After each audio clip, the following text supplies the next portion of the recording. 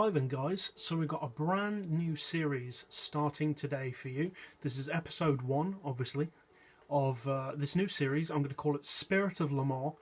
And basically this series was kind of suggested to me a very long time ago on GT6.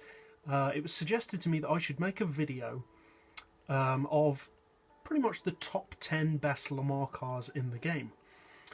But the problem with that is, even to do the top 10, to do a thorough, comprehensive review on each of those top 10 cars would be a massive, massive video. Probably half an hour, if not more. So, what I'm going to do, as kind of a filler for you guys, while Polyphony gets their act together and fixes this gearbox glitch, I thought I'll make this series for you guys, wherein each episode I will discuss a single Le Mans car, and I'm going to include prototypes, which are LMPs, Group Cs, and the late 90s GT1s. So we're not going to include cars like the Corvette C5R, that kind of thing. This is going to be purpose-built prototypes like the one you can see here, the XJR-9. It's also going to include a couple of models which do have road-going versions, but that are not racing versions of road cars, if you know what I mean. So these are race cars first, which may happen to have road versions, such as the Toyota GT1, Nissan R390, Panoz Esperante, that kind of thing. So basically what I'm going to do, like I said, each video is going to be one car. Not sure what kind of upload schedule I'm going to have for doing these. I'd like to say daily, but I'm not going to promise that. So what I'm going to do is I'm going to rate each of these cars on 10 main areas. I'm going to rate them however many stars out of 5 on each of these 10 areas. And the areas are acceleration, top speed, low-end handling, mid-range handling, high-speed handling, brakes, drivability, that is how tail-happy are the cars, or how easy are they to drive and to get a hold of, and are they worth the effort. And then we're going to test them on 3 separate tracks.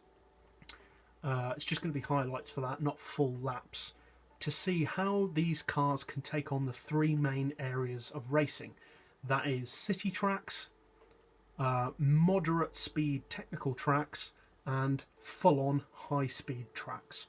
So I was going to, I was thinking about doing Le Sarthe and the Nürburgring, but at the end of the day, highlight videos for those tracks are going to be way too long.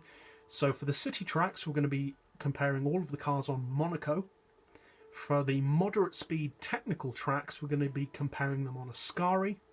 And for the high speed tracks, we're going to be comparing them on Spa, which is one of my personal favourite tracks.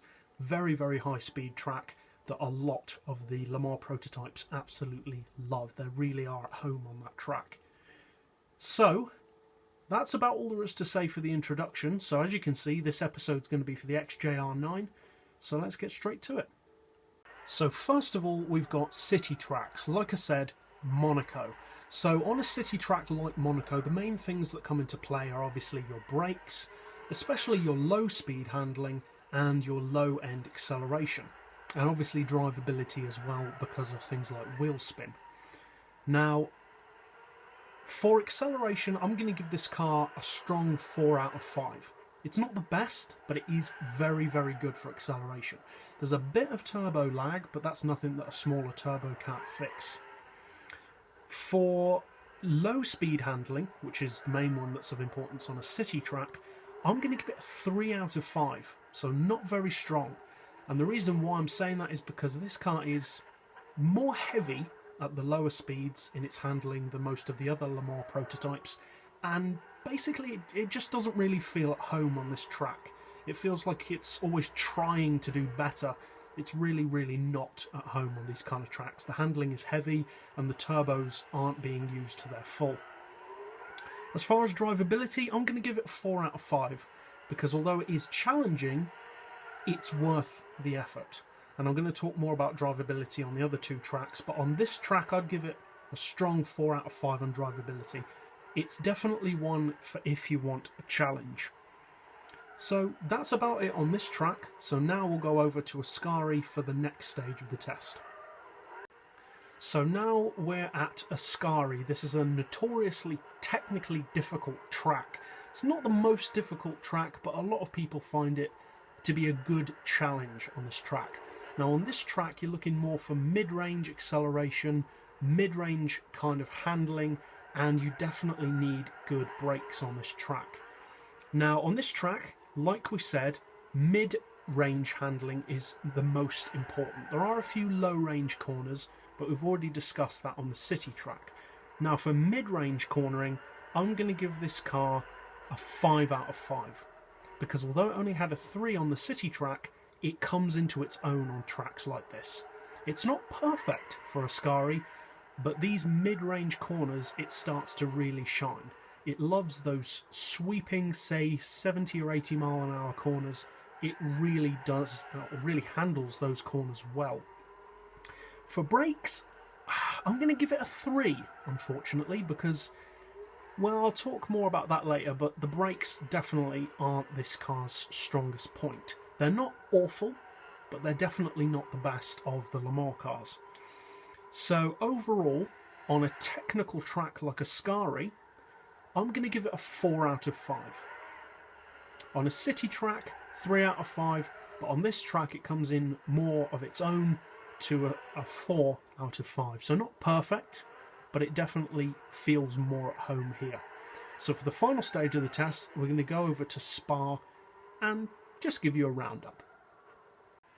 So finally, here we are on our high-speed part of the test on, like I said, Spa. Now, all of the Le Mans cars, or pretty much all of them, absolutely love this track, and the XJR-9 is no exception. Now, on this track, for its high-speed rating, I'm going to give this car a strong 5 out of 5. It is a brilliant car on this track. It absolutely loves this track. There's a couple of technical corners, but most of them are very high speed, around 80, 100, sometimes even more mile per hour corners. This car is really at home here. It gets a chance to really use all of that power and torque and that top end performance. Incidentally, although obviously you can't reach top speed on this track, I'm going to give this car a 5 out of 5 on top speed because it is seriously quick. Definitely one of the quickest Le Mans prototypes.